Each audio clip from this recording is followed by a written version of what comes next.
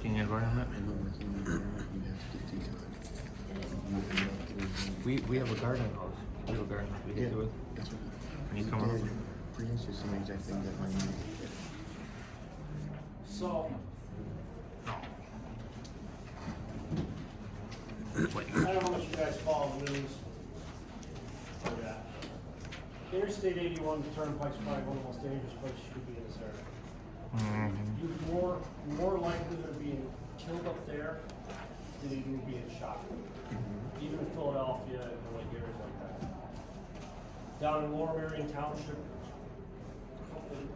maybe 3 or 4 months ago, a firefighter was killed, a state trooper was hurt, and 2 other rescuers were critically injured when a lady drove into the accident scene.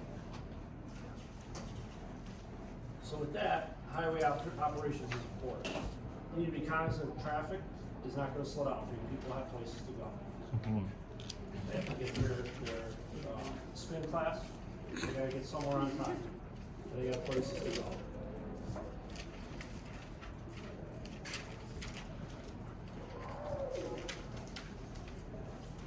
So, depending on the order the vehicles arrive on scene, the heaviest or biggest vehicle should be used as the blocker, which is usually a fire truck in this area, or a rescue company. Ladder tanker. And that should be positioned between oncoming traffic and the accident scene. Your ambulance, because you have to load it from the back, should be past the accident scene. So that you're blocking traffic while you're putting the patient in the unit. If for some reason you are the first arriving unit on scene, you should put your ambulance between traffic and the accident scene. Does that make sense?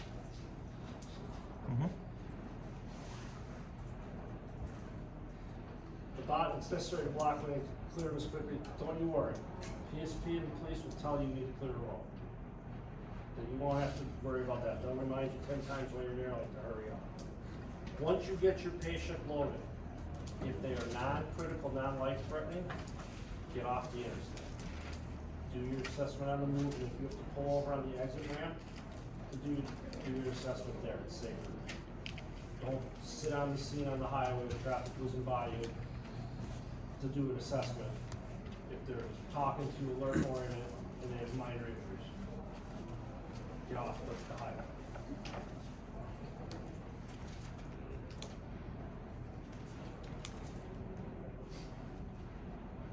So limited access highways, that'd be the Turnpike, 81. Primary or first due, you don't necessarily need, you don't need 5 ambulances coming because there's 2 cars involved. Maybe there's no injuries or one patient. They can stage at the exit ramp until the first arriving unit gets on scene to assess the patient. Once you're on scene, park single file. Usually, most around here, you try to park on the berm of the road or the shoulder of the road to whatever lane the accident's in. So if it's in the driving lane, we tend to park on the left side berm. If it's in the path, or if it's in the driving lane, right side berm. If it's in the passing lane, left side shoulder. Does that make sense? You're trying to stay out of traffic, out of the flow of traffic.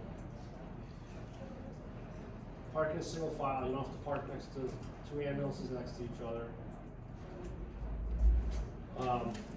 First arriving, if you're first on scene, establish command, you advise, I have 2 cars, I have 1 patient in trap, I have another patient that's self-extricated this time, I need rescue for extrication. That's all you tell the cops, so don't relay that to the fire chief or the incoming rescue. That fire chief then should have another apparatus dispatched to perform blocking, which is downstream of traffic, a couple 100 feet prior to the incident, to slow traffic down.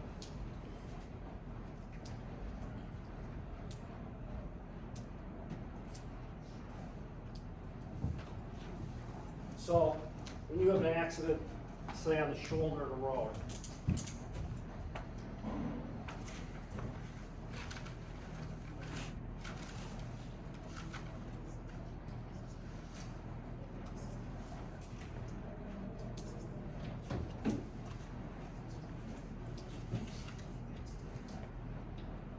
you're your car's off the road here. Your vehicle that's doing the blocking should be positioned like this. Take up this lane, so traffic all has to go here to give you an area to work. Because if you just park your car, like say the car ran into the embankment on the side of the road, it's off the road. If you park your ambulance and the fire truck here, they're gonna use both lanes of traffic. And they'll still be going by you at 55, 60 miles an hour while you're trying to get the patient onto your stretcher out of that car. So you take the lane next to the accident.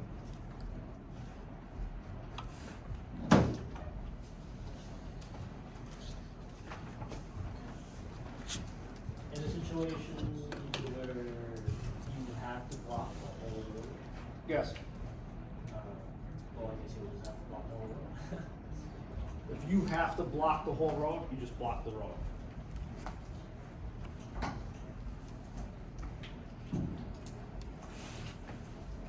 Once again, you position your ambulance downstream, provides safety, because now you have a blocked environment or protected area to work to get your patient in the back of the ambulance.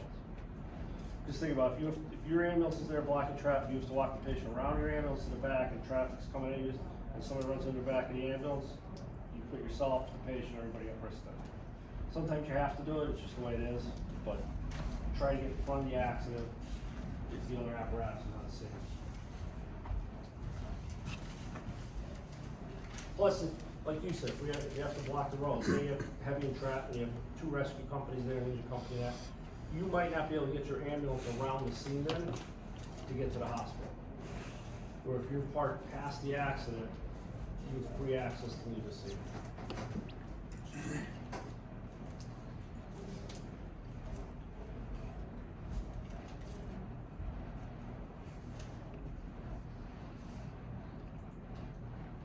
You're not gonna really worry about placing flares and all, that's usually PSP or fire companies coming with you, but know that you can place flares to control traffic and slow traffic down. Night operations shut vehicles' headlights off and white response lights. That's especially important on a two-lane road where you have oncoming traffic, so you don't blind up the drivers.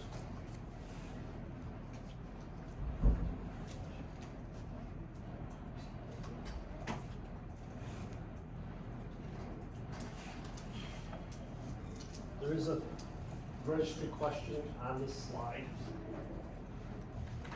as to what lights are the best at night for emergency operations. It's a combination of red and amber.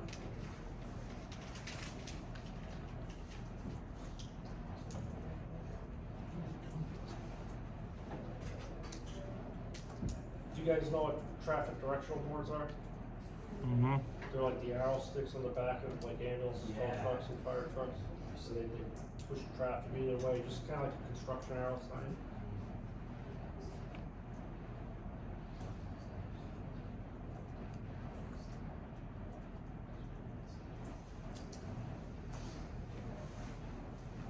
I don't understand this question on the slide. Is it safe into the highway state? It's never really safe unless traffic's at a dead standstill. Because people don't pay attention to what they're doing out like on the road driving. They're on their phone, they're texting. Nice.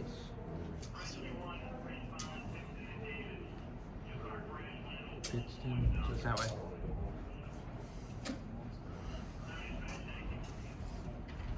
So that is it on traffic safety. I don't wanna get into extrication, me and Aaron will do that class for you later in the thing.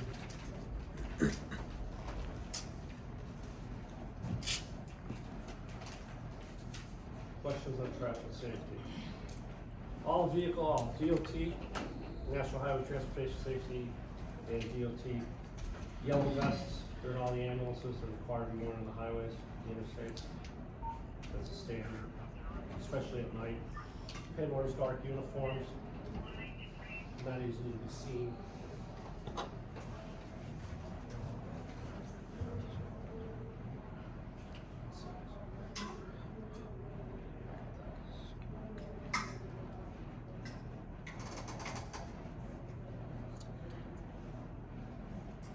It's 8 o'clock.